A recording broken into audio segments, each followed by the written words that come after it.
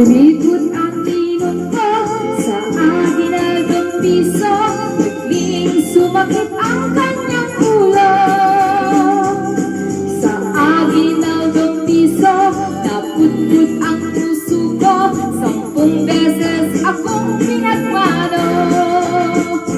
Hay naku, ninong, ay nalugi pa ako sa pasahe sa pagpunta sa inyo.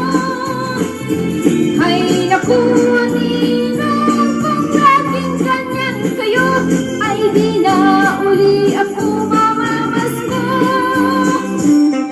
Kuripot ang ninong ko, mayroon namang negosyo at maraming kwarta pa sa bangko. Mas masagwa pang bisyo na kung araw ng Pasko, ang bahay ay palaging sarado. Aba, itong ninong ko ay bigla siyang nagbago. Siya naging galantet bohemyo.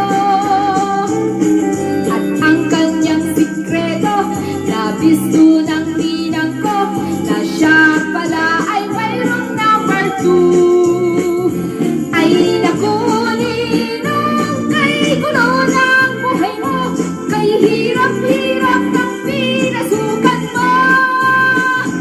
Ngayon ay Pasko, number 1 at number 2 ay naghihintay na makapiling mo. Minalas ang ninong ko, nahuli ng ninang ko, mari pala niya ang number 2.